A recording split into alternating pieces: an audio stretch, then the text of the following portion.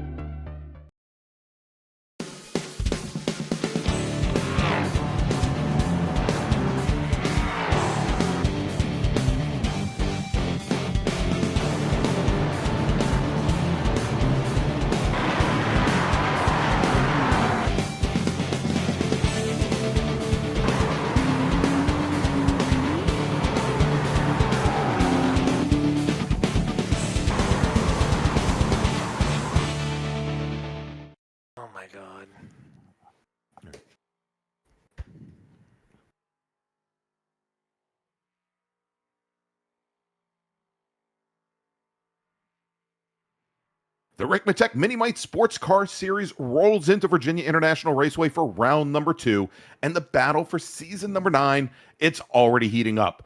VIR's fast straights, blind crests, and unforgiving corners make it one of the toughest tests on the calendar.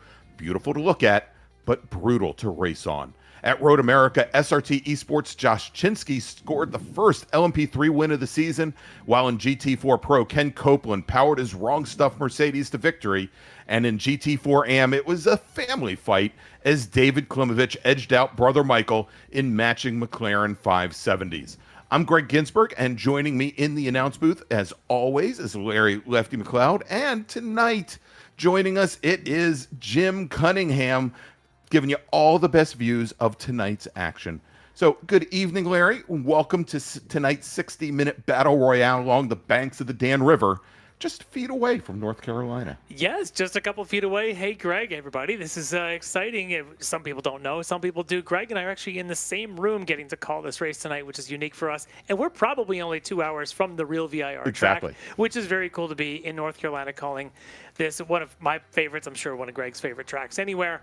And it's going to be exciting tonight. I think round 2, we saw what round 1 would bring. It was definitely exciting. Round 2 is going to be interesting because, well, we'll get into it later, but we've got some cars that have gone through updates that apparently the drivers are not happy with. At all. We're going to talk a little bit about that later on. That'll be an interesting story to watch.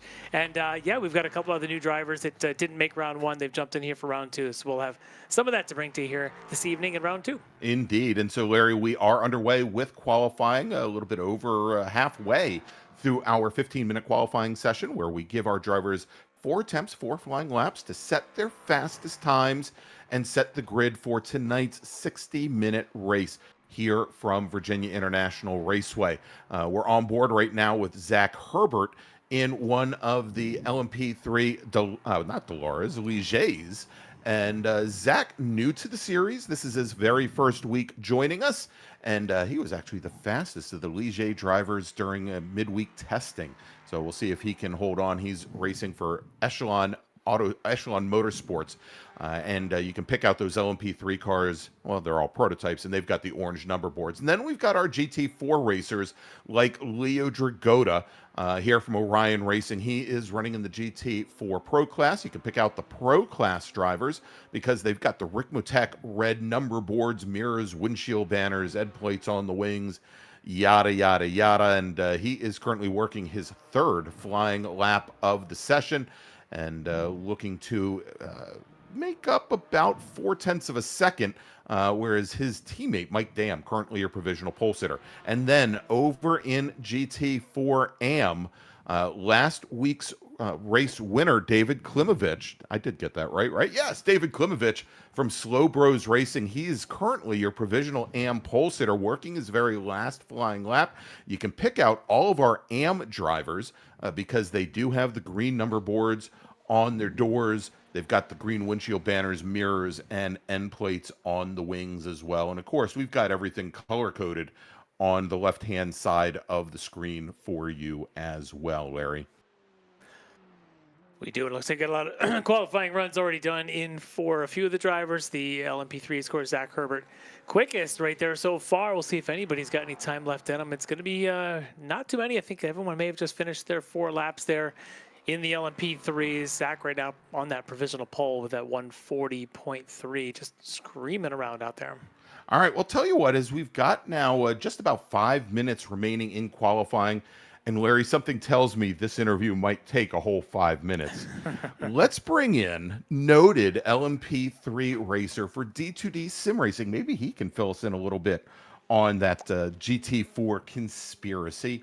From D2D Sim Racing, it's Bobby Childs. It is the man, the myth, the legend himself in the flesh. Bobby Childs, welcome to pre-race. How have you been? Oh, man, I've been living the dream, you know, just out there doing the things at the places with the people. Well, that's good. Lots of things happening with the people. That's good. You're always keeping them entertained, I'm sure. How are things at D2D these days? I'm hearing that there's some grumblings among your compatriots in the GT4s, but are they less happy than those in the LMPs tonight? Well, the changes to the Aston Martin have not set well, and I can't say that it's just my drivers, but we had one driver in particular who lives out in California that we basically had to take behind the shed and whip him with a limp noodle to get him back in line. Did it work? Is he all set now? He's good for the evening at least? He's got a scowl on his face, but I think he's ready to go. Well, that's good. But as long as he's at least ready to go, we really don't care if he's a scowl or a smile. As long as he's in the sim and he's ready to race, that's what matters the most. Oh yeah. Yeah.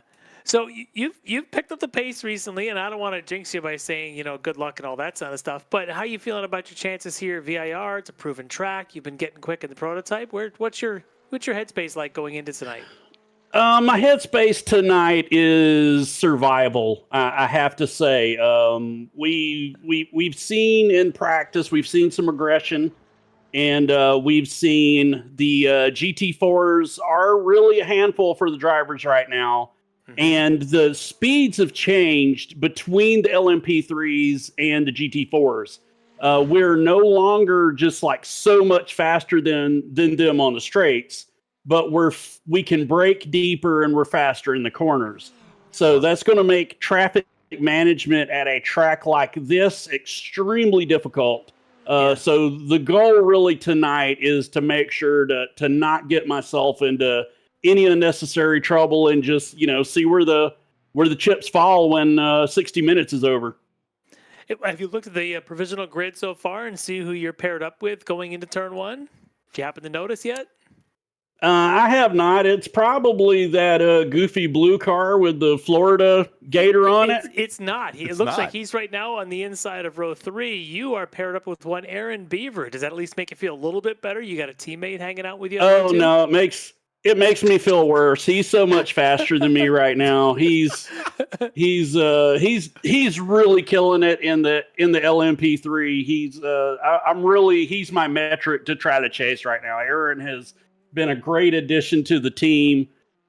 He's come up with the design for our new livery that we run in World Challenge, and his pace in the LMP3s he's just really good in them. Well, that'll be interesting tonight because you've got Zach, who's having off to a great start here tonight. Michelle, obviously, she had a great run 2 weeks ago. She'll be on the front row. And then, of course, you got the D2D Road 2. So maybe you and Aaron can maybe stick with that front group and make something out of it. That'll be fun.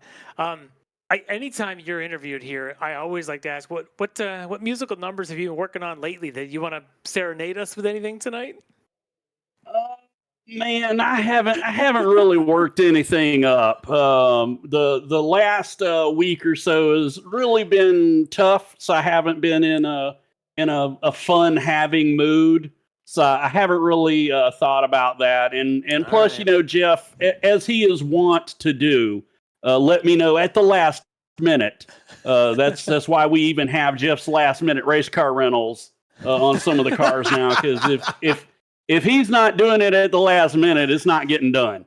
Jeff's last minute race car rentals, is that a new business that you have a little side gig? Oh yeah. From now we're transitioning away from the blue blob of shame to Jeff's last minute race car rentals. Well, you're a good sport at least. You took him up on that, and you're obviously a great guest to have in here pre-race. But as you appear to be out on track, we're watching the replay of you. Can we make him spin if we say something funny here? He's a replay. That is a replay. That's in replay. I'm just sitting here now. I might spin. I'm not gonna lie. I'm old. There's no telling what could happen. I don't know which part of the replay it just pulled up. Maybe it is a spin. Don't know. But closing, doesn't sound like it's a spin. But anyway, I think we've about to go to grid.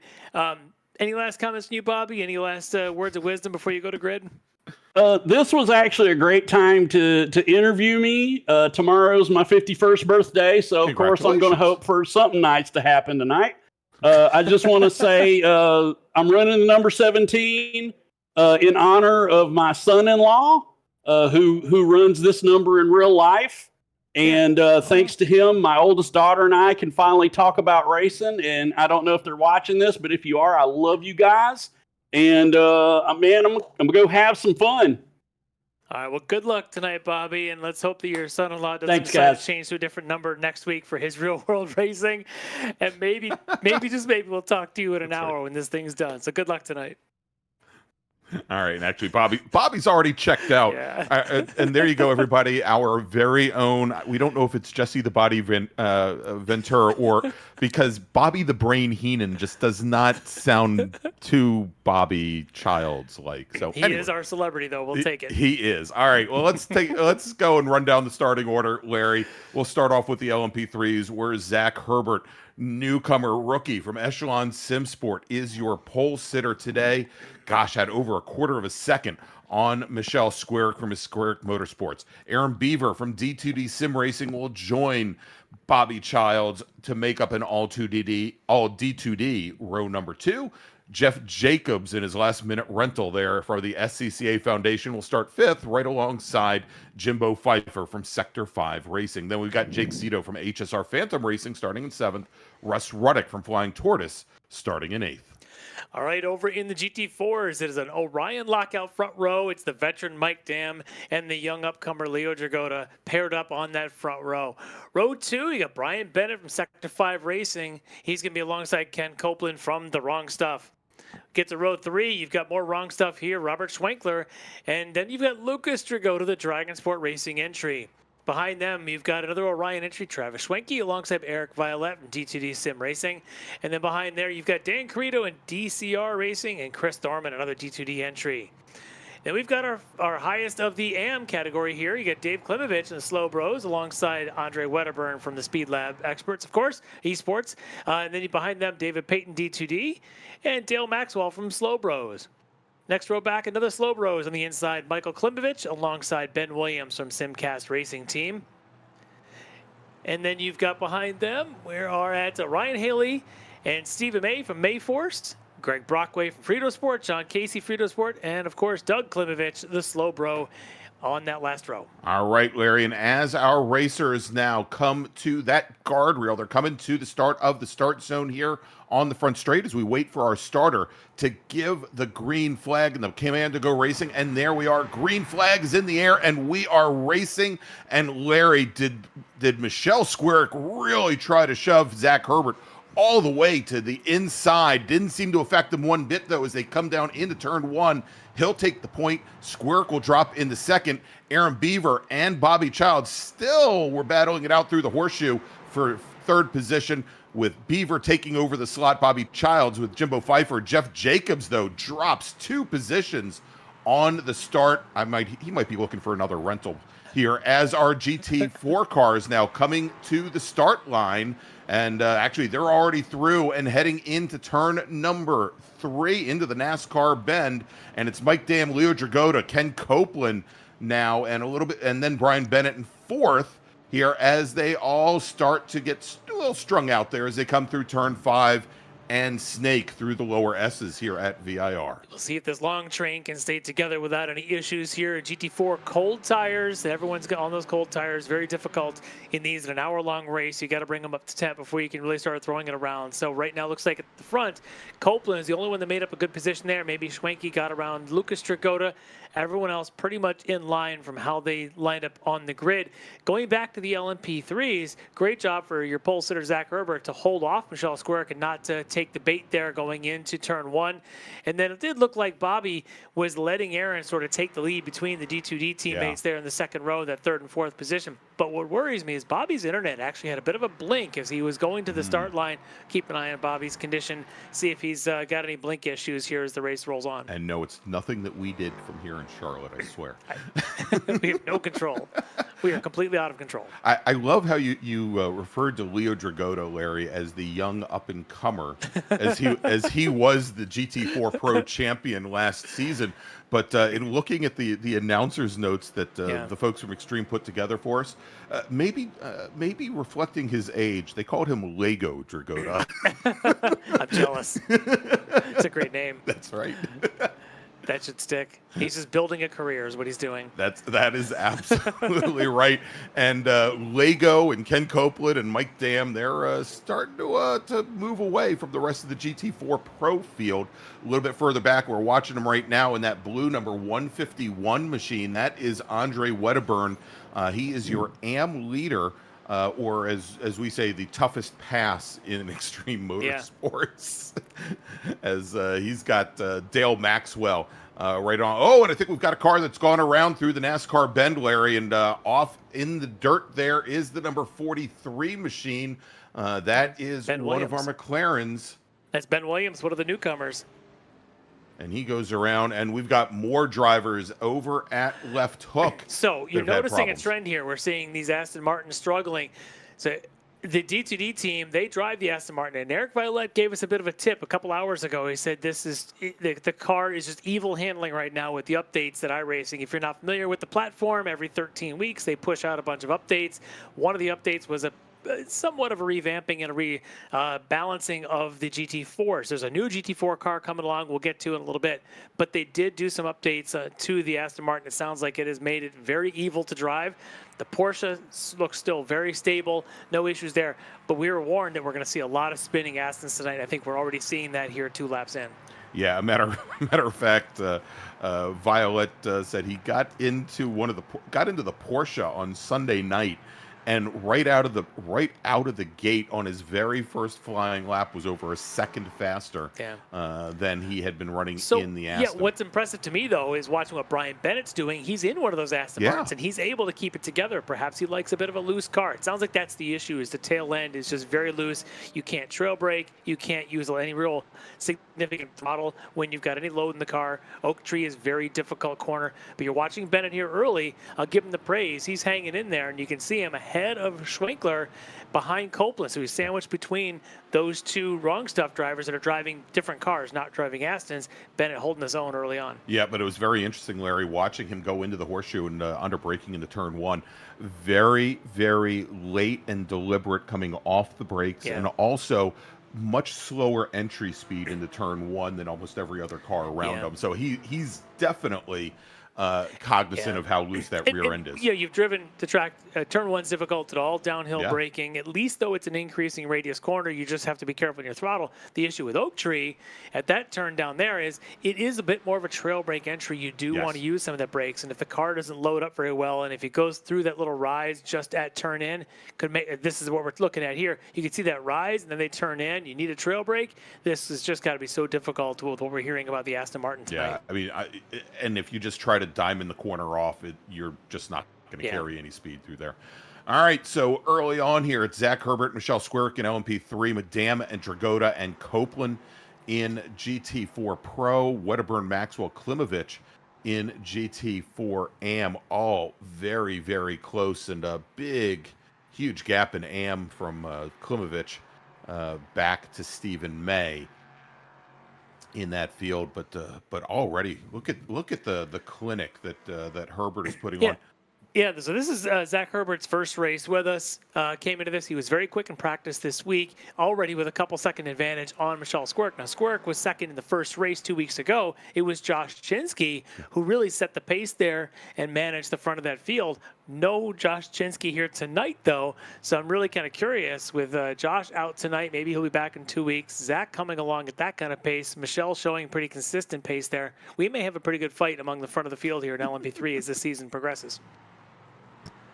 All right, let's take a quick look here, Larry, as they came out of left hook and come through this very tight, very difficult turn 5 through Snake Beaver. Oh, that's a lot of curb. Yeah, it is, and that's a lot of tire wall that Aaron Beaver collected.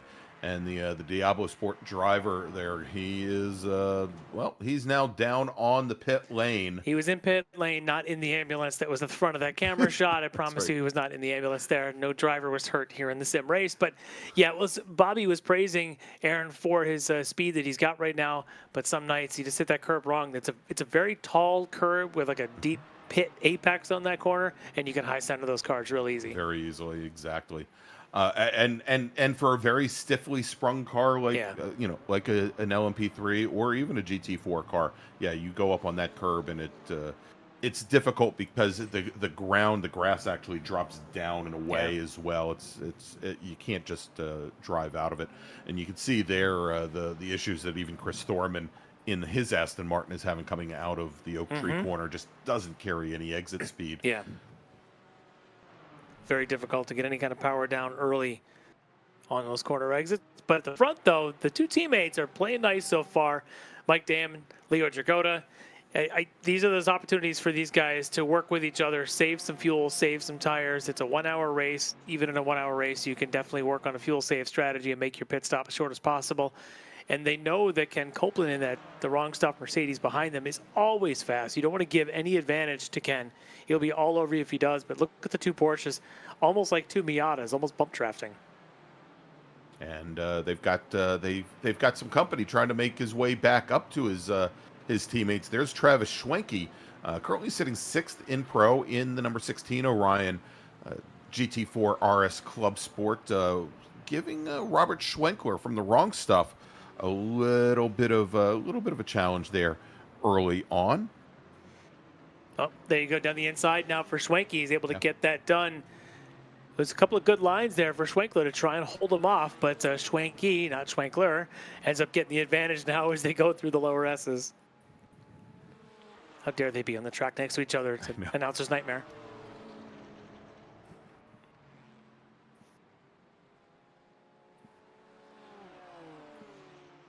All right, and here let's jump it back to GT4 AM. Great fight, you know, and you know, we say that Andre Wedderburn, he's the toughest pass in extreme He's motorsports been to the Jeff racing. Jacobs School of Positional Defense. He has, but now Dale Maxwell, he's going to try to shove the car down the inside, going into turn 10 just before Oak Tree, and he manages to scoot on by Larry. Late maneuver there. Now, as you come out of South Bend, that very high speed left-hand sweeper, and you head down the hill, you're assisted a little bit because you're braking uphill. Yeah. Certainly, but I don't think Wedderburn really expected Maxwell this early to try that move. No, it's aggression early sometimes pays off, but look at Wedderburn trying to come back on the counter move. Maxwell a little bit deep on the brakes, going down the roller coaster, but he's got the position here. The Porsche just does not have the grunt. You'd think, well, it can plant the back end. It does not have the torque. You look at him now struggling at corner exit as he's trying to hold off right behind him there. I think that's Doug Klimovich. Klimovich, yeah. Yeah, Doug's got an advantage right at the exit, but here I guess Doug not getting a good run, probably to back off. Now he's going to slip in behind. Meanwhile, out in front of them is Maxwell. Yeah, great run down the straightaway here into the corner, while the two behind continue to fight. Yeah, and that, but amazing how much of a gap he was able to open up just in that small amount of time when Wedderburn tried to come underneath Maxwell up at 14, and how much it really impacted his ability to carry speed. We've talked about the Aston Martin changes that happened in the last week. Well, the BMW, it's actually a completely different car. It's a completely new car. Yeah, so it's now the Evo version, the latest and greatest of the BMWs. What's happened is they essentially moved the old version to an archive, and anybody that had this version automatically gets this new version. So if you had it, great, you get it, but everybody else may be stuck with what they got. So there may be an advantage if they got the BMW right out of the block. I can tell you right now, for Dale Maxwell, it looks like it's working pretty well for him. So it's definitely looking strong, as he is your new GT4 AM leader. And so all of our other racers, they will have the opportunity, if they wish, to change chassis. They can make one change starting after round number 3. Still 2 more weeks before we even get to round 3. Exactly. And there's 8 rounds in the season, so after round 3 you can switch. What'll be interesting is, to these drivers in the Aston Martin, there may have been some talk about them possibly switching even for this week because of what's happened with that car. Right. Most of them doesn't look like they did. What's going to be happening is the Mustang has come in. It just got released last week. I bought it. It sounds and it drives like a Mustang. It is a rocket ship in a straight line, but it's not yet eligible for the guys in the series or the girls in the series until after that week 3, as Greg, you just said. So we'll see who decides after week 3 to switch for the second half of the season. And look at this, we already have the front of the LMP3s going through the field here, GT4s. Yeah, and Zach Herbert now, as you mentioned, making his way through, running a little bit less than a full second off of his best practice times. So he's definitely got some more speed to find here if he needs it, but he has already opened up, Larry, almost 7.5, actually a little bit more than 7.5 seconds on Michelle Squarick. I don't think he needs to find that extra speed at the moment here. Yeah, sometimes you just get in that rhythm and you just want to get by cars and keep looking for clear track. Hey, want to welcome everybody joining us on YouTube here tonight, including Colton Grabowski's father in the chat. That Colton kid, he's an up and comer. That's right. He'll be behind the wheel of one of these cars soon enough, I'm sure. welcome, John, Jonathan Grabowski, our normal producer, director, and he's taking the night off tonight. He's just a critic. And we got a couple of some of our other racers and some of our other extreme motorsports leagues. We got Chester Guidry with us here tonight. It looks like Stephen Hudak, who's been racing with us in the World Challenge. Want to welcome all of them to the chat, and of course our usual Stubby. Thank you for joining us, Stubby. Hopefully he knew about Bobby Child's birthday. Yeah, I would hope so. I'm sure he was the first one to send a birthday card.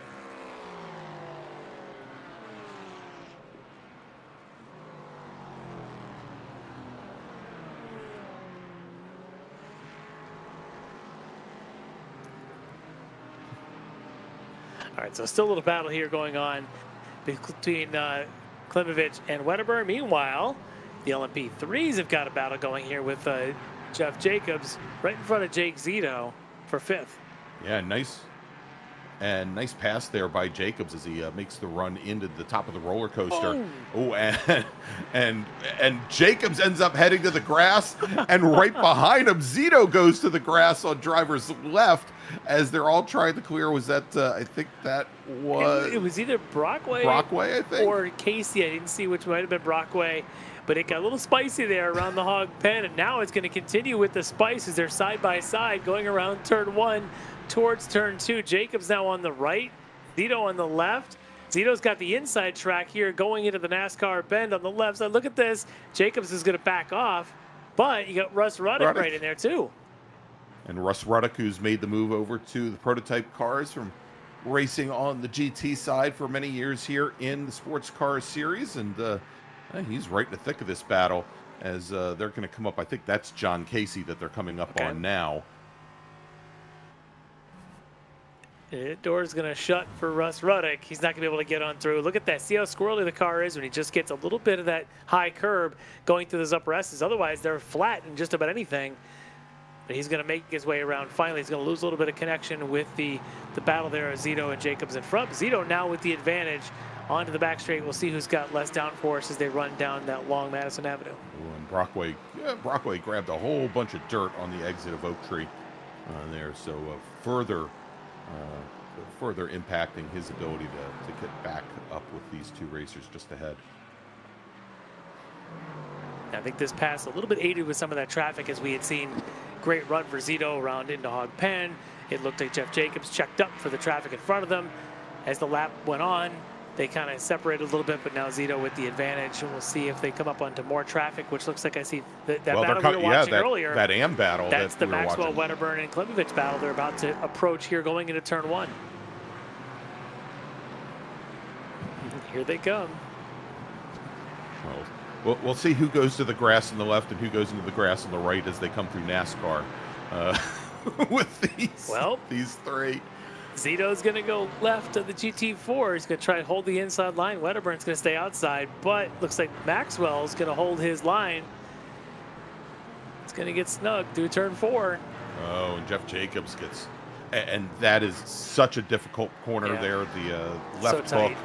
Yeah, the tightest corner on the course. He's going to have to wait here until they get through Snake. It's a tight radius, but it's also just tight pavement. There just isn't pavement to go anywhere there.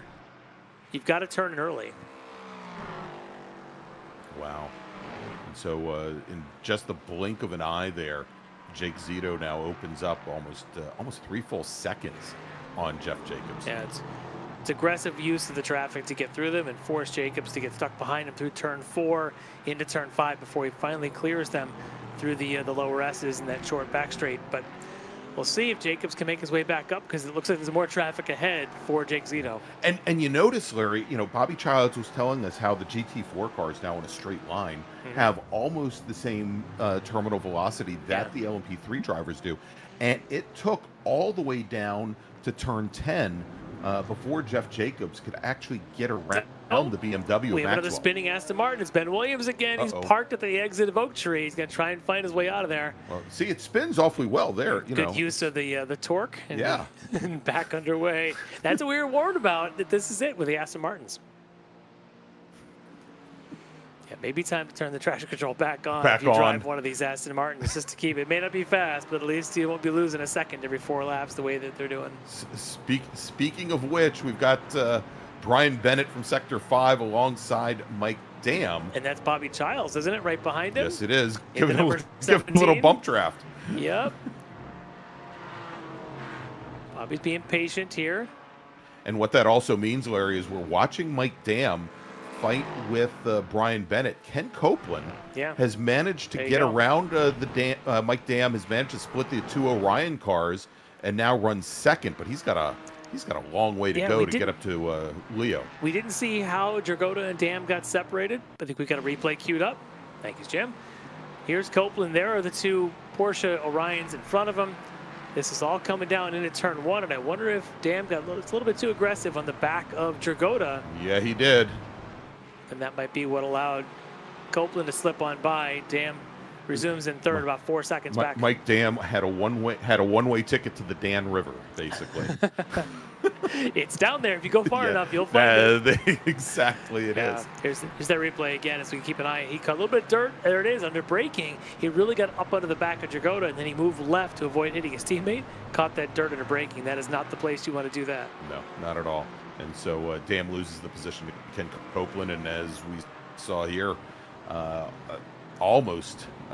Brian Bennett almost getting around as well, but again, Bennett, I think, especially since he saw Bobby Child sitting right underneath him, just ended up conceding left hook. He almost runs back into the back of Bobby as they went around 4 into 5, but he managed to get by. But here's Copeland now. who is chasing down Dragotta already. And look at how fast he caught him. He was 2 seconds back not too long ago.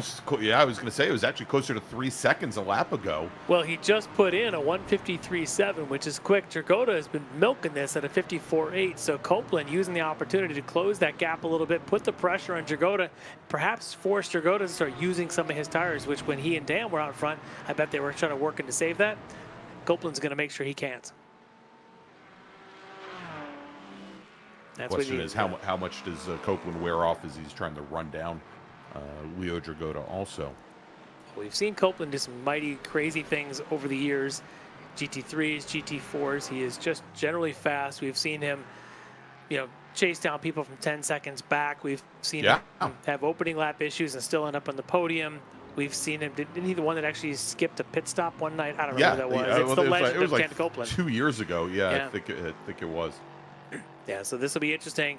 Can he put the pressure on the Orion driver, Leo Dragotta, up in front of him? Meanwhile, there's still an LMP car that's going to be catching here somewhere near the top of the roller coaster.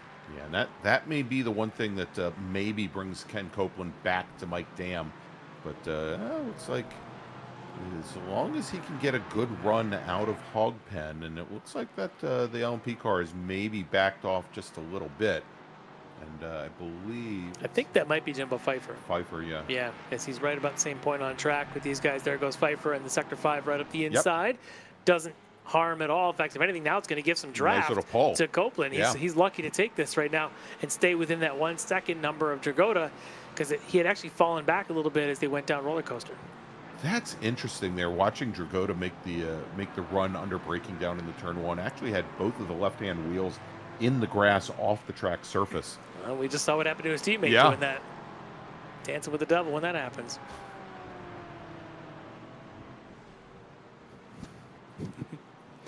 So glad our director finished that line for me. So am I. I know that half our audience, I'm sure Stubby just did too. Oh my gosh. Our own Jack Nicholson. All right.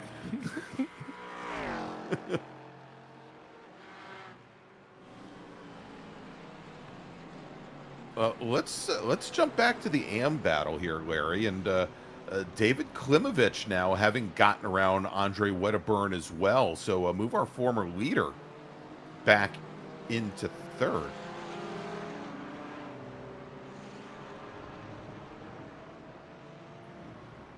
And Larry, we just had a pretty big penalty assigned.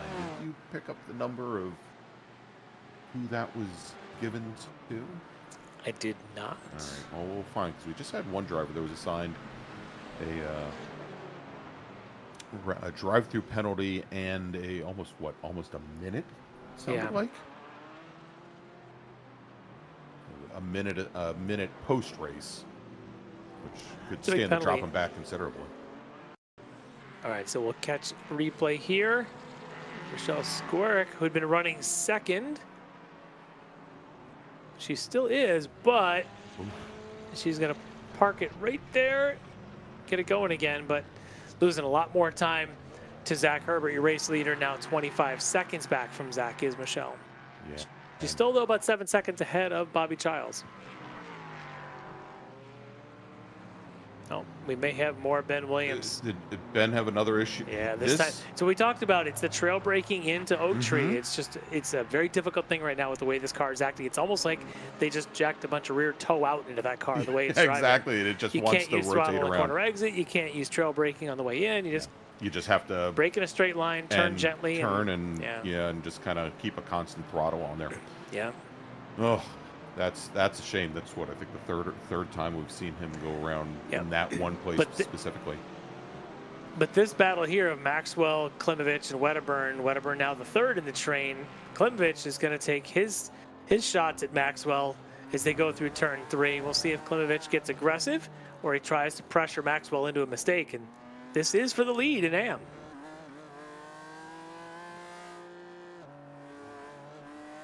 So maybe one of the Klim Club can fill us in. I'm looking, and unfortunately now, Larry, the chat's so far away from me, I can't see it. There are a number of signatures on David Klimovich's hood, and Did we cover this? I thought he said at the Road interview last America? week. That was the whole team signed, that's right. and he put those on the livery, if I remember right. That's right. 2 weeks ago seems so long ago. It was 2 weeks ago. Look at this. He's really pressuring his Klimovich on the back of Maxwell, forcing Maxwell to try and break a little bit deep. Maxwell, much better exit, though, off of Oak Tree. You can see him pulling just a little bit on that McLaren as they go past the South Tower. Well, you know, if Maxwell doesn't carry more speed through South Bend, I think Klimovich is going to end up signing the back of Dale Maxwell's BMW.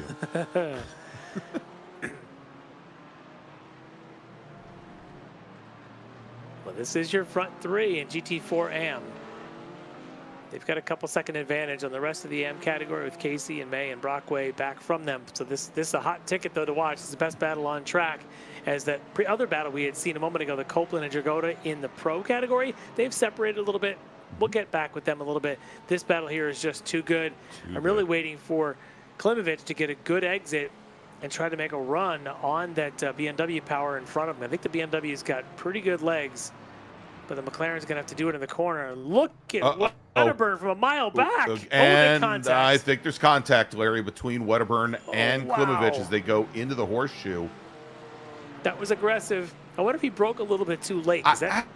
It looked like he made a not a strange, but he made a very distinct lunge to move to the inside at the last moment. And I think he might have just missed his brake marker and tried to avoid the car there rather than going off into the grass. Watch this as he jumps in so late and is already You know what, though? It didn't look like Klimovich may have left that door open, maybe missed his own braking point. Wedderburn just saw the opportunity. Yes, there was contact. Yeah. But, it didn't look like he made a late move, did Klimovich, Klimovich didn't look like he made a late move to avoid Wedderburn. I think that was just the line he was on. And it just looked like a good opportunity for Wedderburn. We'll see if the stewards feel anything differently. And by the way, Christine in the chat confirming that is all of the names of the team and the supporters of the Slow Bros. So thank you, Christine. Thank you, Christine.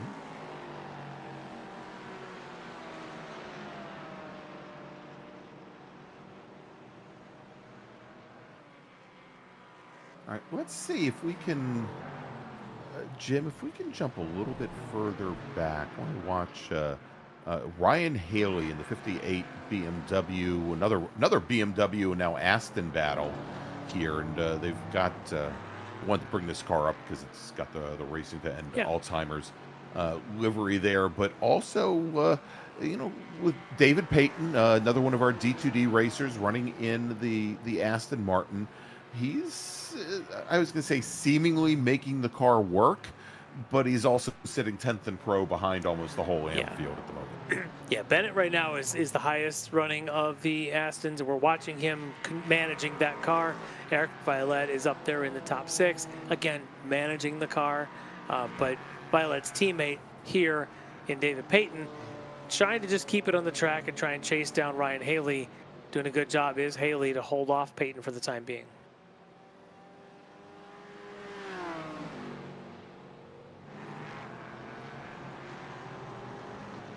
All right, let's quickly, Larry, take a look at the overall order here, and it's pretty much what you would expect.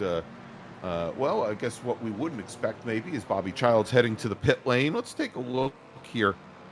The pit window in LMP3 opening up around lap 13. So, I mean, it's open. There's Bobby Heenan, Bobby the Brain, not Brain.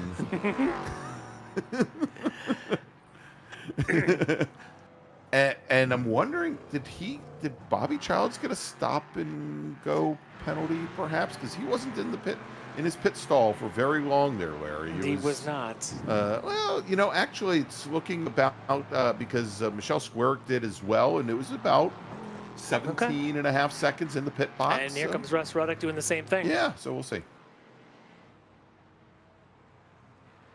He has taken tires, so his will be a little bit longer, perhaps. We'll see how fast the tire change is at the Flying Tortoise team.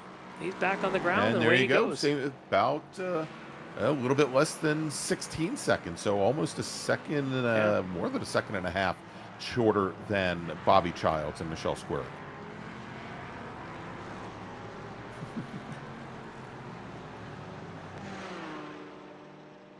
All right, this three-way battle continuing, and still that BMW seems to have the legs. A track like VIR with 3 long straightaways, 2 obvious straightaways. The other is the stretch from the lower S's all the way down that short straight up to the upper S's. It really is another straightaway for all intents, and it makes it very difficult for a low horsepower car to get around the high horsepower. So I think that's where Klimovich maybe is struggling a little bit to find the opportunity. He really needs to start working to force Maxwell into a mistake. Now, they're teammates. I was going to say they're I don't know how much teammates. forcing he wants to do, Right. but they are teammates. But I'm sure it's a, there's probably no team orders amongst the slow bros. A little cleaner exit there for Maxwell in the BMW. Klimovich, you can watch the curb. It's a lot more curb usage. And these cars, it tends to slow your acceleration down just a little bit. All right, Jimbo Pfeiffer hitting the pit lane now in his Ligier, and almost the entire LMP3 field has now taken service, and all fairly early, Larry. We saw their pit window maybe extending all the way out to 23 laps.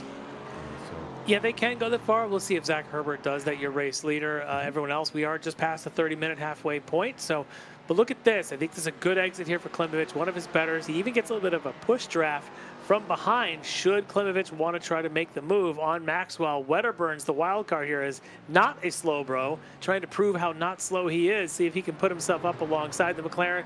Good positioning for Klimovich to hold off the pressure from Wedderburn. And he thought he was going to try to sweep around the outside there for a moment and realized. Here comes Bobby into the mix to say, hey guys, I'd like to pass through, please. 7-10 split, Larry. Let's see if Bobby decides to use grass or just sticks to pavement for his pass of all 3 of them. This time. Well, he's going to use the painted stuff. Oh, well. And thankfully he came back out on track before the Armco started. He may have left an opportunity for Wedderburn. Now, of course, look at this. As Klimovich is going to try to close that door, the Porsche brakes are very good. And he's going to try to hold the inside line. There's contact. More contact.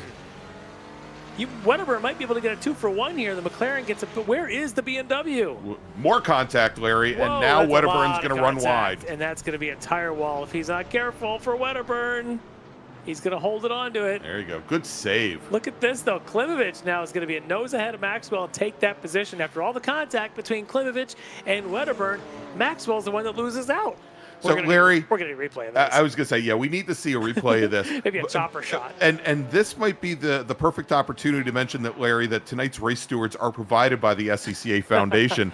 The SCCA Foundation provides funding for the SCCA Academy, training the next generation of race workers and volunteers that make real-life road racing events possible. Visit sccafoundation.org for more info. So at this point, you can see Maxwell gets stuck on the outside. Now they're 3 wide. He just stays out there, and now he's again got to avoid the bumper-to-bumper, door-to-door going on in front of him. He backs off just a little bit to let those two in front, and there's the second contact, Wedderburn and Klimovich. Again, I don't know if the stewards are going to do anything, but I bet they'll at least take a look at it. That's a tough one to call, because that just looked like fighting for racing room. And the car on the inside just always ends up better than the one on the outside. Yeah, and obviously Wedderburn on the outside also, I don't think, had any clue that maybe Maxwell was sitting to the inside of the McLaren as well, making things a very difficult proposition there. Do we have the in-race chat? Can we see if the stewards are making any comments? Let's see if we can do that. We'll try and peek behind the curtain and see if we can let's see if we can make into the that stewards' work. room. And trust me, if you're ever at a real racetrack, don't go in the stewards' room. Stay away from the stewards' room, but we can listen into them sometimes. We'll let you know if there's anything happening tonight. Yeah, I don't see anything yet so far, but we'll keep our eyes on it.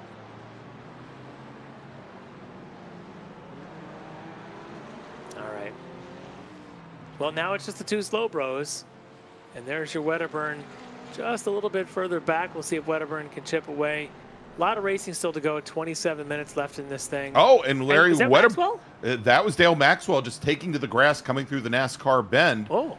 Off at 3. And he's right back on, right behind Wedderburn. So Klimovich said, where'd everybody go? That's right.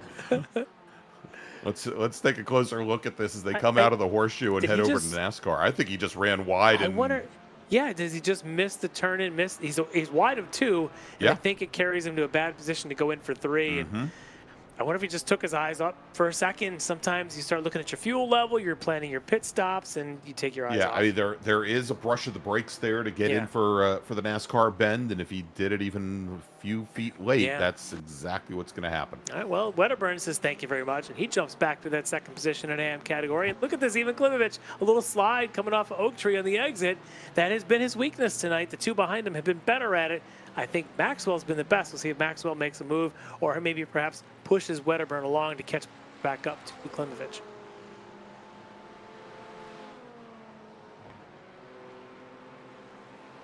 All right, Larry. And so Leo Dragota appears to be one of the first of our GT4 racers to pit. Travis Schwenke had gone in as well. And interesting to note, Larry, and I'm wondering what happened here, Zach Herbert, who was our pole sitter and LMP3 leader, is now showing as being 6th in class. It says he's out. Yeah. We're going to have to check in on a replay here at somewhere. But meanwhile, this is getting a little bit fun. Here is Mike Dam in this little battle, trying to just, I think that's one of our Aston Martins. He's just trying to get around there. Didn't catch which one that was. And it wasn't Ben Was Williams. it Lucas? Oh, it's Lucas Dragota. Lucas Dragota in the Dragon Sport machine, yeah.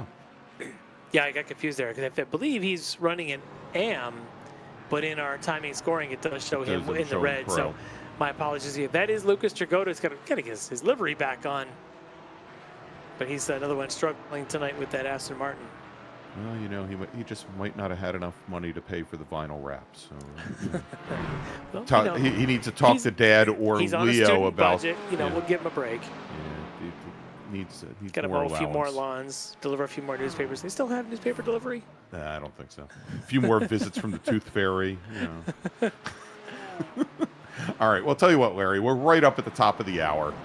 Why don't we take a quick break? Thank some of our partners and sponsors. When we come back, we'll, I think, be able to cover the majority of our GT4 racers heading to the pit lane, and we'll take you all the way to the checkered flag here at Virginia International Raceway, heaven on earth, where you're watching the miniMite Sports Car Challenge presented by Apex Racing TV. We'll be right back. Ricmotech high-performance sim racing equipment. Whether you're just looking to have fun, train for race day, or become a serious esports competitor, Ricmotech has you covered. Hundreds of name brand parts. Support from experts that love sim racing. Trusted by the pros. There's only one place to go, Ricmotech.com. The SCCA Foundation is a 501c3 organization serving as the charitable arm of the Sports Car Club of America. One of the programs partially funded by the foundation is the SCCA Academy, an online learning management system used to keep real-life racing track officials up to date on the highest standards of race safety and officiating. Through this program, the SCCA Foundation is supporting the future of the best trained corner workers and event officials in motorsport. You can support these efforts at www.sccafoundation.org.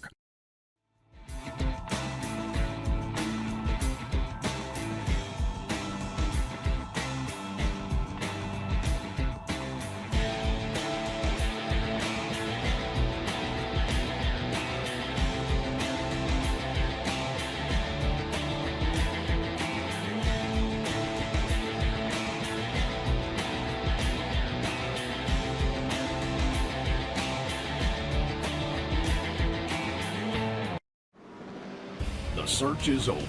The most comprehensive league scoring solution is here, with the ability for multi-level championships, custom incident tracking, post-race time penalties, support for heats, drop weeks display, multi-car team scoring, advanced web widgets, rookie championships, a custom paint system, and load those results in seconds.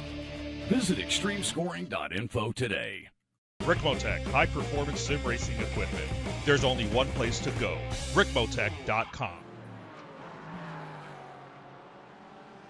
Welcome back to Virginia International Raceway, home of round number 2 of the Extreme Motorsports Ricmotech miniMite Sports Car Series here on Apex Racing TV. I'm Greg Ginsberg, along with Larry Lefty McLeod. Our leaders currently, Michelle Squirick in LMP3, and Larry and I think we have an idea of what may have happened to Zach Herbert. But in GT4 Pro, Ken Copeland, your leader, with Robert Schwenkler now running in second as Leo Dragotta had pitted in from the lead. And in GT4 AM, David Klimovich, currently your leader, with Dale Maxwell second, Andre Wedderburn in third. Yeah, so it does look like Zach Herbert had a bit of an internet connection issue. We saw what's known as the packet loss, the infamous packet loss. If you're a driver in the sim, you know what that means. It means your internet just went poo-poo. So that means he lost his connection. He dropped out. It does look like he's reset his internet, and he is back on track. Thank you, Jim, as we get Zach on screen here. He is running 6th in class, but he is about 3 laps down from the leader, Michelle Squirk. So not much opportunity for a win here anymore for Zach. Trying to salvage some points, perhaps, and enjoy some more laps around VIR because it is heaven on earth. Well, for some people. Heaven on earth, unless your internet decides it doesn't want to play. Exactly. All right, as we jump over David Klimovich with Leo Dragotta. Now, Dragotta was our pro leader. He's already taken his pit stop, Larry. Yeah. And so he is trying to work his way back up. Yeah. And he's got about half of the field of GT4s have taken their pit stop. Right now, the leaders in the M have not. So that's your Wedderburn third, Maxwell second, Klimovich, your leader there. And here goes Leo Dragotta, who has stopped getting by them. The question is, these guys, Robert Schwenkler just came into the pits. Where does he land relative to Leo Dragotta, who may have just gone by, or will in a moment? And Ken Copeland, who's currently leading in the GT4 AMs, or GT4 Pro, there he is. When will he stop, and what will it look like relative to former race leader Leo Dragotta? Well, Larry, we thought that the pit window for the GT4 cars would extend out to maybe lap 20, possibly lap 21. And Copeland's currently working his 21st, actually working his 22nd lap. Yeah. And all of the AM leaders came in as well. Klimovich, Wedderburn, Maxwell just came in together.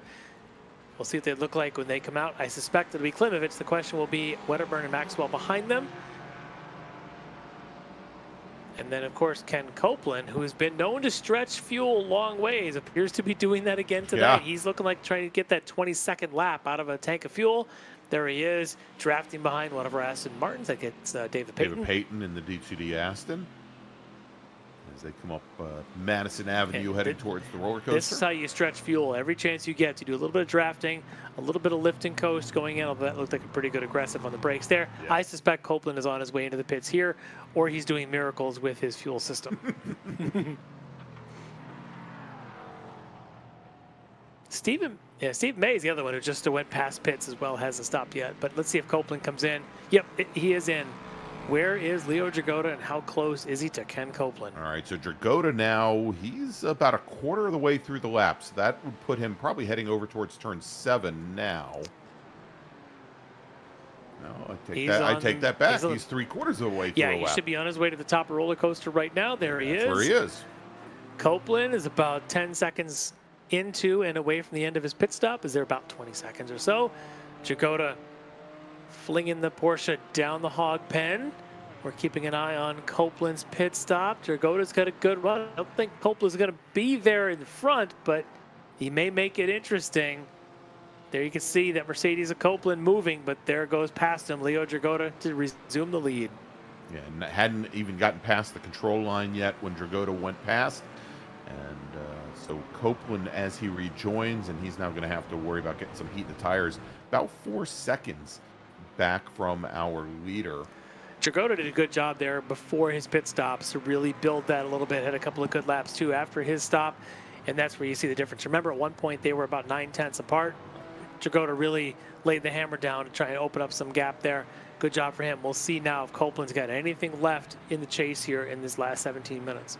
All right, and so with now, I believe, it looks like the entire GT4 field has now come down for service.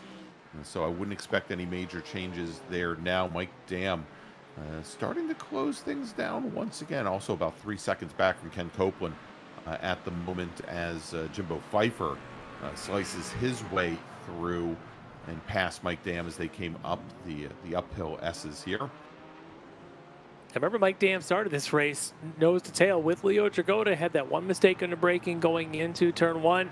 He has good pace. If Copeland's car just doesn't have the pace of the Porsche, you would expect Mike Dam could possibly reel him in the next 16, 17 minutes. There could be a fight for that second step on the podium. Currently in fourth, I'm impressed as Eric Violette, pit stop done and everything else. Here he is running up in the fourth spot. We haven't talked much about him, but there he is. The other asset we did talk about was Brian Bennett. Bennett must have had some issues somewhere. He has dropped back to the sixth spot, so he's a little bit further back. Violet right now, your fastest running of the Astons. Yeah, and so Violet, who qualified, I think, 11th out of all the GT cars. Yeah. And that was 8th in Pro, if I remember correctly. I mean, he's certainly off the pace of the Mercedes and the Porsches ahead. But he's opened up a nice little gap for himself. Yeah, so he's about that 11 seconds or so back from the front three, but he's got a pretty good cushion behind him to not worry about right now. He just wants to survive, collect some points. Meanwhile, Stephen May, who I believe was the last of our pit stoppers, has done that. And so he's back out there trying to chase down the others there. Kind of got Stephen May right. John Casey and Steve May now nose to tail, currently battling for the fourth spot in the AM category.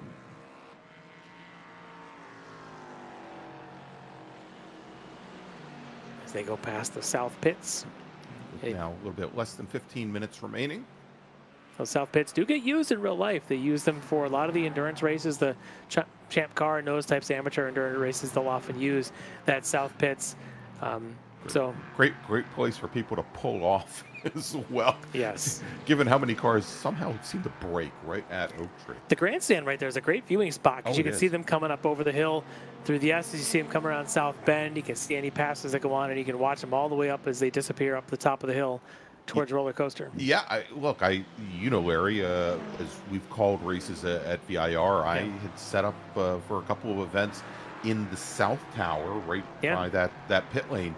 And you can actually see all the way as they come underneath the bridge. Yeah, it's about a third of the track. Yeah. And, I mean, it's spectacular view over there. Yeah. Now, the other view that I like is from the condos that are just off to the left of the climbing S's. You don't see a whole lot, but you have an entire condo. You're just sitting on the balcony out back. I've managed to watch a couple of races from up there. It is a spectacular place to hang out. If you ever get the opportunity and if you have the means, I recommend it. But it's a great place to hang out. This place is a club track. This is like a members type of track facility where, by the way, they run IMSA races and things as well. But it is still a club place, so people own those condos. And you can see them out the camera shot here off to driver's left. Those are the condos I'm talking about. Beautiful views. You see the cars roaring past you as they disappear around this left-hand south bend. We're on board with Stephen May and his McLaren. This is the battle for fourth in that's AM. Snug. He's going to have a good run here. Yeah, and inside Casey's line. going to get a horrible run out of. Oh, but he lost the back end. Maybe he's hanging on to it. He didn't get the run that he wanted. He was in a good position to do it because you can get that outside line and force the car in front to hold tight on the exit. It ruins their entire back straight, but that Mercedes is pretty strong. Yeah, it just kind of hunkered down and went. And who's that behind them? That is Peyton in the 64 D2D McLaren, Aston Martin. He made up a lot of ground. Yeah. as those two came through 10 and 11 together. Yeah, so Peyton running 10th in the pro category, Casey and May running 4th and 5th in the AM category. Now, we did talk about our front three in AM. It's still David Klimovich over Dale Maxwell, those two teammates a couple seconds apart. Andre Wedderburn has dropped back a little bit. He's in third. He's ahead of the battle we're showing on screen here between May. There is Andre Wedderburn as he's going now out towards turn 2. He's got a handful of seconds on this battle behind him of Casey and May and Peyton. I want to thank Stubby in the chat, our eternal hype man. And go listen to the guy. If you haven't done so already, give us a big thumbs up here on YouTube. And I'll subscribe to the Apex Racing TV channel. We got lots of virtual racing from around the world. Give Stubby a big thumbs up if you can. I don't know how, but do that anyway, whatever it takes. Oh, they've got the reactions there in the chat. Go and give them a 100 or give them a heart there in the chat. We'll see when you do it. And if you don't do it, we'll know also. All right, no pressure. Let's take a look here. Oh, no, Mike Dam off again. I told you they all go off at the South Paddock. And then he's into the pits. Oh, my. Well, this is interesting.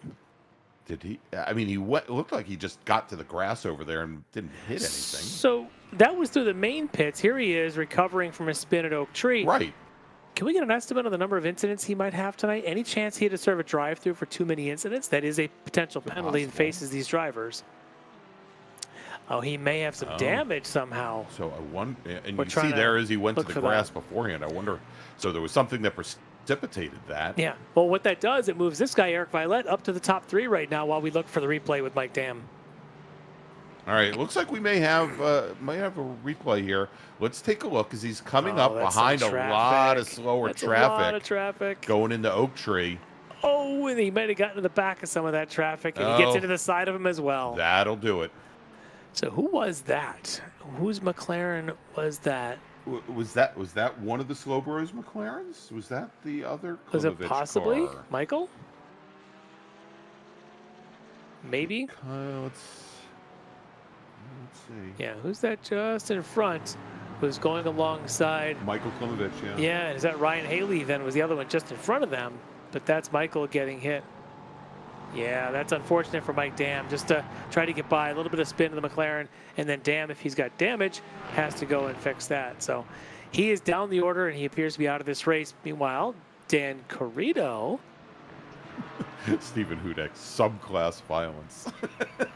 Dan Carrito running 4th, Brian Bennett 5th. These two battling it out here in pro category. Meanwhile, I mentioned Eric Violette now into the top 3, and I tell you what, he never would have thought he'd see himself no, up there. Absolutely not. Now with the text message he's sending Greg and I about 2 hours ago, he thought he wouldn't survive lap 1. He was a very salty driver. Yeah, let alone lap 26 or what he's working now. There he is. He's got, I don't want to jinx it, but he's got less than 10 minutes that he's got to hold on. Oh, no. Did we just jinx him? Or maybe he's just a bit of an off. Okay. All right. He's still running. He's still running. All right. Let's go back to live action now. Yeah. As Eric Violette if he's going to spin on cue, you may as well do it live. That's right. It would not be the first time. Rewriting history. It would not be the first time that Greg would jinx somebody into a spin. Oh, weekly, man. Yes. Typically it's Bobby Childs, but you know. There are a number of Porsche drivers at Summit Point that rued my name this weekend. Speaking of drivers you've jinxed, there's Bobby Childs still out there. Who's up into 2nd place right now. Be careful what For you now. say. For now. There is I wish I knew which exact race it was. There was a race where Greg was saying, look at how good he's doing tonight. And by the time he got the last word out of his mouth, the car went off and hit the wall. It was literally, didn't even get the next breath. So Greg's got to be careful. As Bobby Childs probably knows. Oh, and Bobby making an aggressive move there to get around. He's going to continue and then break right in front of. Oh my God. That's an Aston Martin he's doing that to. Is that his teammate? No, that's Bennett, I think, in the Sector 5 car. Oh, maybe it is. Okay. Because I know that his D2D teammates are all in Aston Martins as well. And no, I don't have to watch what I'm doing. He has to watch what he's doing.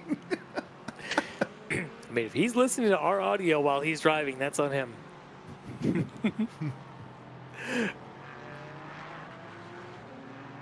So Brian Bennett is hanging on to it. We know he has raw speed. He's the 2nd of the Aston Martins tonight, running 5th overall, trying to chase down Dan Carrito. Carrito in that pretty well-handling Porsche. And Bennett just trying to see what he can do without losing this Aston Martin. Well, we'll and see for as long as Brian Bennett had been driving one of the Porsche Caymans. Yeah. He's tried that. He's tried the Mercedes. He's bounced around a little bit.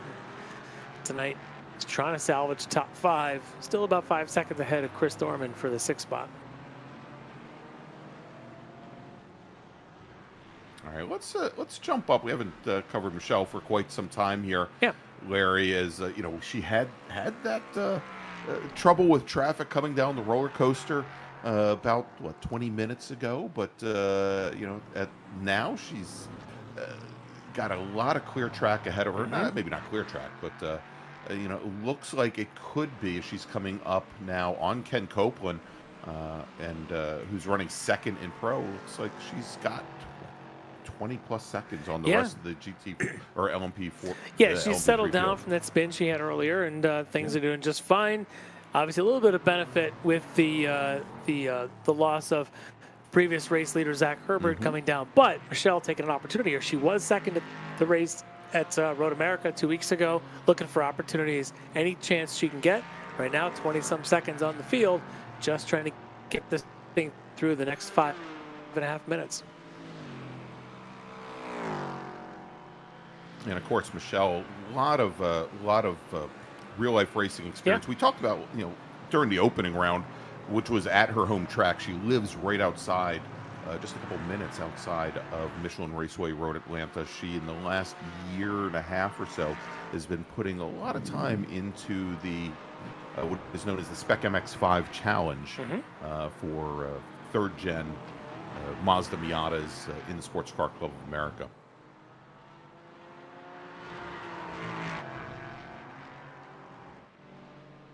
She's working her way through traffic here, and I think that might have been race leader in GT4. She was trying to go by there with Leo Dragotta. Meanwhile, Bennett now has closed up on Dan Carrito. This is the battle for fourth. We'll see if Bennett can make a move now inside of just about the 5-minute mark here as the race is coming to a close. Bennett getting aggressive. And Larry, did you notice the extra little bit of rotation there coming out of turn 2? Yeah. Oh, that's got to be rough in that car. He's pushing it. He's trying to make something out of this thing. Lots of curb there at 4 is what you need to do. Let's see if he stays off the curb, though, through these lower S's. Super smooth here. The Porsche is not the strongest in a straight line, so they are vulnerable to anybody who can get a good corner exit. But they are very good on the brakes. They're very good at corner entry, are those Porsches. So we'll see if that's how Dan Carrito defends. And they also seemingly do much better on the curbing than, well, certainly than the Aston, but most of the other GT4 cars as well. You just watch under braking here, and you look at Carrito. He can really trail brake in. Bennett kind of diamonding things off as we thought maybe they would try. Yeah, and noticing as Carrito went through that complex through turns 10 and 11, much like the Orion Porsches, able to take a much tighter entry, and you saw there where the Aston Martin had to use literally every last inch of the pavement in order to minimize the amount of steering wheel input and get through that corner. Stubby in the chat talking about how he's lost most of his hearing. He's about to get some of the, get the new implants going. That's great for Stubby. Unfortunately, he'll have to listen to us then and actually hear our voices going forward. So Stubby, you may want to Monday nights just turn those hearing implants off. Turn them off. And just enjoy the graphics that Jim or turn on the closed captioning on YouTube where it'll just be Greg going, look at this. Brian Bennett now dives the inside of Carrito going into 1. He was able to use that speed down the straightaway, gets in front, car position. We know Bennett can be really good here. Carrito trying to shove that nose down inside. Bennett just quick enough. This is where that Aston, though, is going to be struggles. It's around these long sustained corners. Let's keep an eye on the Porsche. Can he do anything to make a counter move now inside of 3 minutes to go? All right, and this thing's straightened out here. And Snake, again, this is going to be the one advantage, or I guess one of 3 advantageous spots for the Aston Martin before they come into the S's. I'd love to know here with the Aston as it pops over the curbing up through the uphill S's, if there are any challenges. It looks to get a little loose towards that last right-hander coming up the hill. Oh, big spin in front of them, though. It's one of the other Astons. And which Aston would that be, Larry? That would be Ben Williams in the 43 machine. He struggled with that corner all night. I feel so bad for him. Luckily, though, for the rest of the field, he spun to the outside and allowed Carrito and Bennett to get through without any sort of interruption. But that was close. Yeah, and Carrito as all those drivers did need to check up a little bit. One, it was helpful for Bennett going through there, knowing that everybody had to check up. They've now caught another one of the drivers here. Is that one of our slow bros that they've caught now going down the roller coaster? I think that's Doug Klinovich.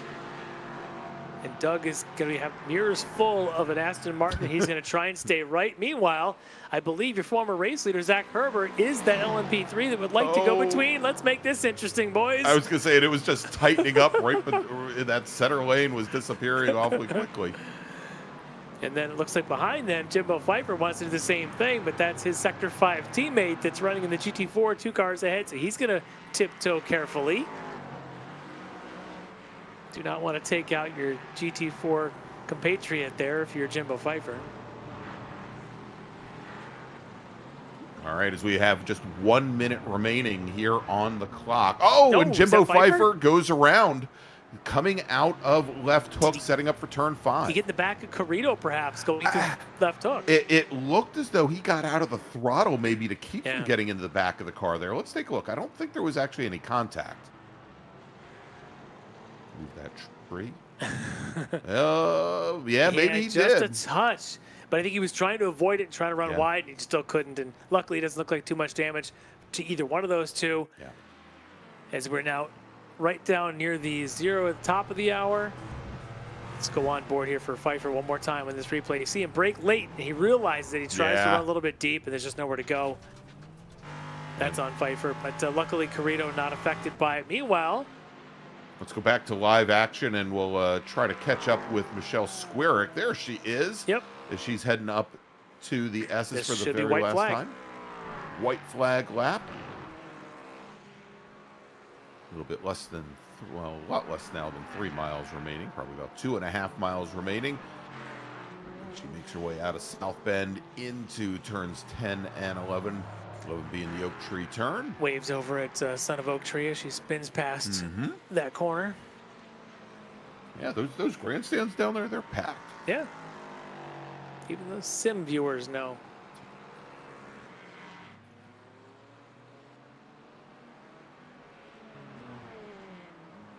I'll tell you, Larry, and I've worked the event the last couple of years. The Virginia is for lovers, Virginia is for racing lovers. Yes. IMSA event, and this has been a lot more exciting than the VP Racing battle Yeah. that I had to watch this year.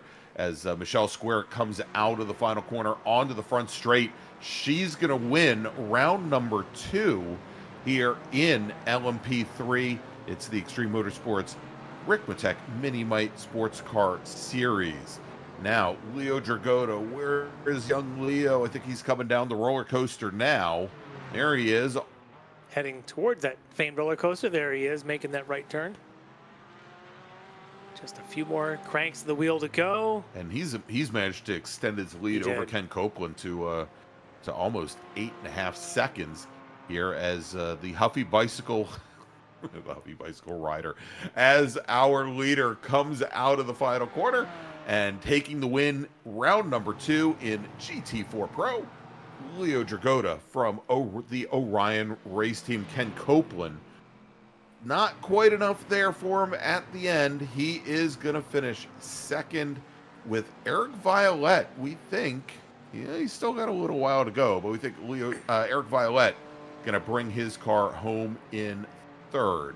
Over at LMP3, the curse didn't get him, Larry. Yet. But, well, he's already taken the checkered flag, so the only curse would be for us if we brought him in for another interview. But Bobby Childs is going to finish second. Jimbo Pfeiffer should bring his Ligier JSP 320 home in third. And in GT3 AM, Waiting for it to be official. He's out there not somewhere. yet. Wedderburn's going to finish third. We know that. There is our leader, Doug Klimovich. He comes onto the front straight, flashes the lights, and David Klimovich, pardon me, that was Doug behind him. Yes. That I think finishes a lap down. Sorry, David Klimovich takes the win in. Yeah, cue that up for the podcast. Takes the win. Dale Maxwell will finish second. Andre Wedderburn will come home in third. Too many Klimoviches, man, and they all have the first initial D. You can never have too many Klimoviches. I want to make sure that Christine back me up on this. There's never too many. Never too many. and I should have seen in the chat. She says, "Hang in there, Doug." Say that's where I got it from. It's all Christine's fault. All right, there you go. Up at the line for her photo, it's Michelle Squarick. We're gonna go. We're gonna take a little break. Thank some of our partners and sponsors, and hopefully we'll get a chance to talk to Michelle Squarick and our other race winners here tonight from Virginia International Raceway, where you've just seen round number 2, the Extreme Motorsports Ricmotech miniMite Sports Car Series, Sports Car Challenge. We'll be right back. Ricmotech, high-performance sim racing equipment. Whether you're just looking to have fun, train for race day, or become a serious esports competitor, Ricmotech has you covered. Parts. Support from experts that love sim racing. Trusted by the pros. There's only one place to go, Ricmotech.com. The SCCA Foundation is a 501c3 organization serving as the charitable arm of the Sportscar Club of America. One of the programs partially funded by the foundation is the SCCA Academy, an online learning management system used to keep real-life racing track officials up to date on the highest standards of race safety and officiating. Through this program, the SCCA Foundation is supporting the future of the best trained corner workers and event officials in motorsport. You can support these efforts at www.sccafoundation.org.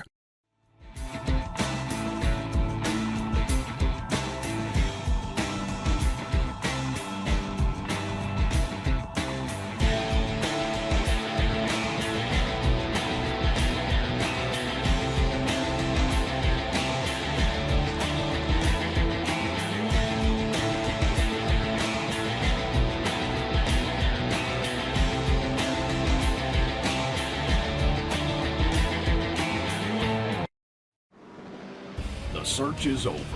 The most comprehensive league scoring solution is here, with the ability for multi-level championships, custom incident tracking, post-race time penalties, support for heats, drop weeks display, multi-car team scoring, advanced web widgets, rookie championships, a custom paint system, and load those results in seconds. Visit extremescoring.info today.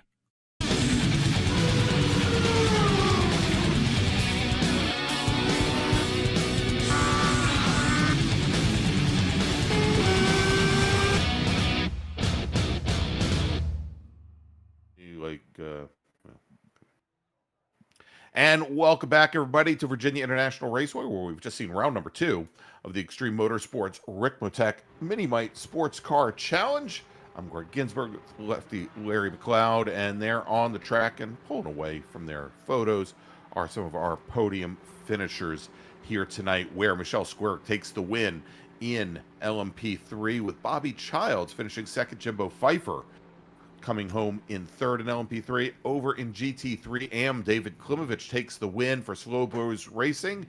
And for the second round in a row, it's a Slow Bros 1-2 with Dale Maxwell finishing in second. Andre Wedderburn from Speed Lab coming home in third. And in GT4 Pro, it's Leo Dragotta from Orion with Ken Copeland second for the wrong stuff.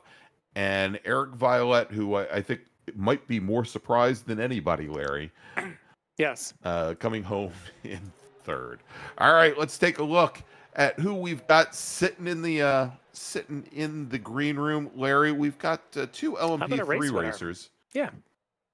How about our overall race winner? All right, let's talk now. Let's do it. Let's bring in Michelle Squarick from Squarick Motorsports, tonight's winner in LMP3. All right, joining us here is your overall race winner, Michelle Squirk. And Michelle, awesome job tonight. A little bit of a spin there early on, but your speed looked great. Tell me a little bit about what your race was like. Yeah, so obviously it was kind of a boring race, to be honest. Shame for Zach. He's had my number since practice by usually somewhere between 2 to 3/10 the entire way.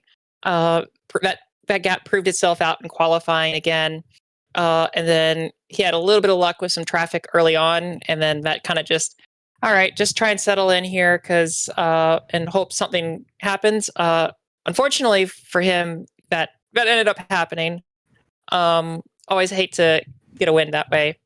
But I had my own little chaos earlier. Got into the back of a GT4 car coming out of Hog Pen. It was just, I guess he got a little bit backed up and then had to slow up where I wasn't expecting it.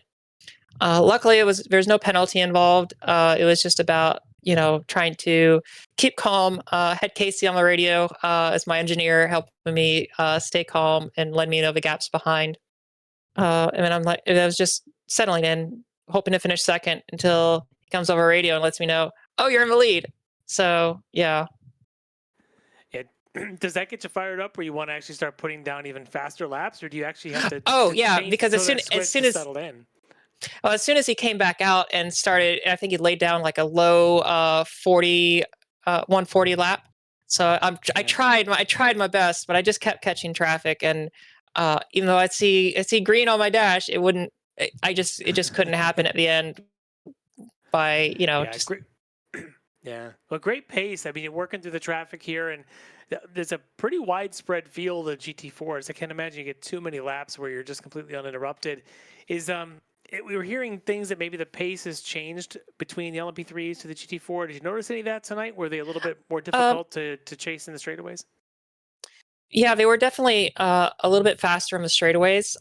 It was those corners, particularly Madison Avenue, just past the villas, that quick little left for us, which is just a slight crack of the throttle there on the brakes. And it was really tricky to time. I understand now why IMSA does not run prototypes and GTs at the same time at this track. So it is, the closing speeds are quite noticeable. Yeah. Well, great job tonight. I know you fought hard a couple weeks ago to get that second place. Now you get this victory.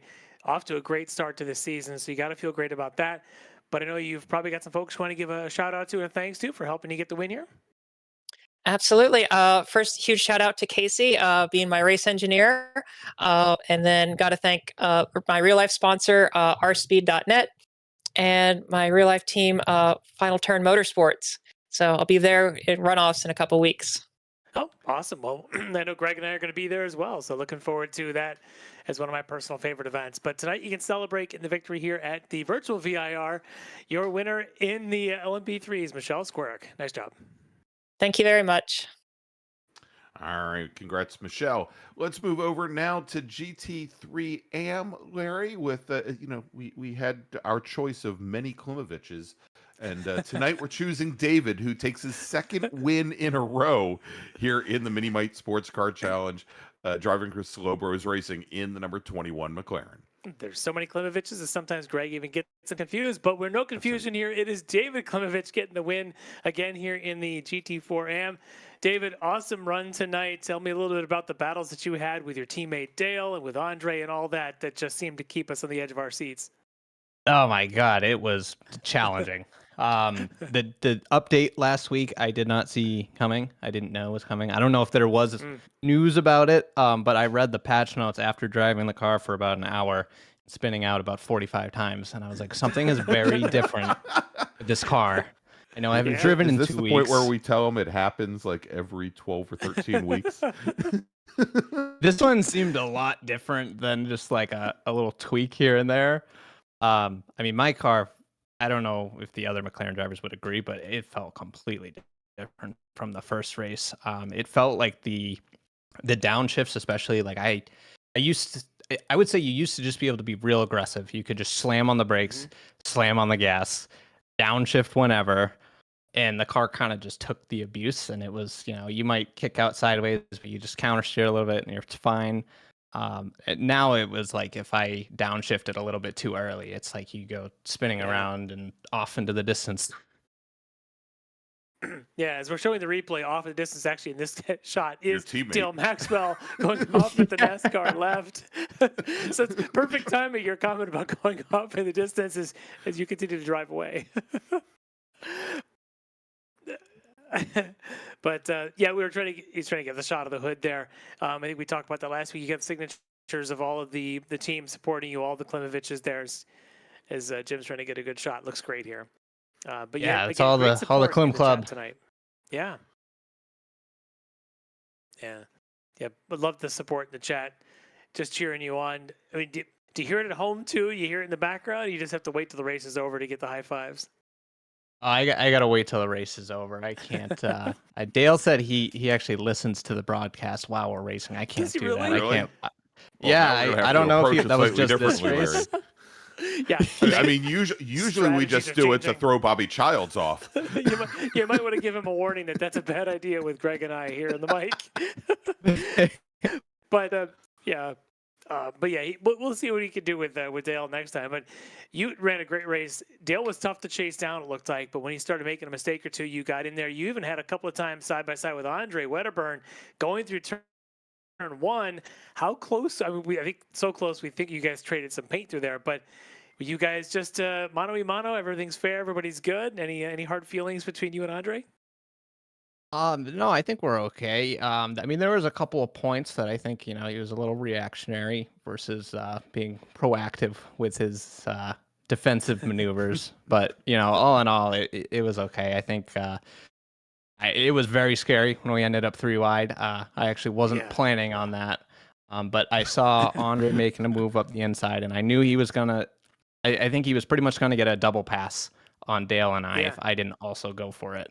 So I just went for it and held my breath, and we made it around 1.5 turns, 3 wide. I don't think you can do much better than that 3 wide usually. It was. I did my best to stay in the middle of the track, but it's the worst position being in the middle because in worst case, even with your own teammate on your left, you can't hit him, and you really shouldn't hit the guy on the inside either. But just gotta close your eyes and hope for the best, and it came out really well for you tonight to get now another victory here for the Slow Bros Racing. And I know you got a big team you probably want to give the shout out to here. Oh yeah. Well, first I want to shout out my girlfriend who's watching. She's traveling right now from the hotel, and then my mom always watches in the living room as well. My dad usually watches, but tonight he was racing. And then all of my friends got Al and Joe and Brian, Spencer, Ian sometimes. If I missed anyone, I'm sure I'll hear about it. And my sponsors. Should we tell David that actually credited his dad with the win. What'd you say? Said that you'll see it when you watch the replay. Yeah. It may not have been David Klimovich that won the race. It might have been Doug. Actually dropped. It might have been Doug, but that's okay. You're the one getting the interview, so that's how it works. It's all good though. It's just we love having the Klim Club in the chat and on the track. It's beautiful stuff. So great job tonight, getting another victory here for that Slow Bros team. Wonderful to see it. Let's keep this up. Good luck in a couple of weeks. Your AM winner tonight, David Klimovich. I thank you guys. Have a good night. All right, Larry. Let's move on now to GT4 Pro, and finishes second in the opening round. At Road America tonight, he takes the win. It's Leo Dragota from the Orion race team. All right, Leo, you're starting to set up a heated battle that we're expecting throughout the season. Yourself and Ken Copeland. Ken got the best in round 1. You get the best tonight, but a little bit of drama there. You and your teammate trying to work together almost came together. Looks like Mike Dam had a bit of a braking issue. How close do you think he actually got to you? And have you talked to him since? Oh, we both agreed to look at about less than 5 inches. It was close. Yeah. Well, he's Canadian. Did he give it to you in centimeters instead of inches? You don't have to answer that. Right. But what we did see, though, is Mike goes away and Copeland all of a sudden takes a position that he was trying to get to. And you guys got pretty close there for a couple laps. Did you just find a groove with that car to pull away? Because it seemed like for a minute he was going to have an opportunity to get close to you. I think the Porsche is just really good with the new update. I'm really liking the new update. Yeah. Put some practice in, found some good times, and I knew I had better pace, so I just put my head down, did my best, didn't go too fast and go too slow, and just save some fuel. Definitely got to work on my consistency a little bit. Put it in the dirt at 10 a couple times, but yeah, that's a tough corner, but as long as you don't go four off too many times, it's not so bad. Real life, it's full of ruts out there. You definitely don't want to go out there in a real life track, but here in the sim, you can get away with it once in a while. But you managed to do what you needed to do to bring home victory tonight. So now I'm guessing on the points, you and Ken are probably going to be pretty darn equal, which makes it exciting going forward. Are you looking forward to this battle with him for this season? Yeah, it's gonna be fun as always. Hoping the Porsche stays strong. I'm looking forward for the rain event. I always likes me some rain, so. Yeah, we're all looking forward to that a little bit. We haven't quite promoted it yet, but we're going to be doing that here real soon. And I know Greg and I are anxious to watch the rain, see how that goes. But tonight, though, it was just the reign of dominance that you had tonight on this race, controlled it from the start, and getting yourself that victory. But I know you've got team and family and others you probably want to give a mention to here. Yeah, Ryan, Huffy, everybody at the league, team, you guys that run the broadcast it, my parents, Lucas, yeah. All right. Well, congrats again tonight, getting that victory. Needed and earned. Your winner tonight in GT4 Pro from Orion Race Team, Leo Dragota.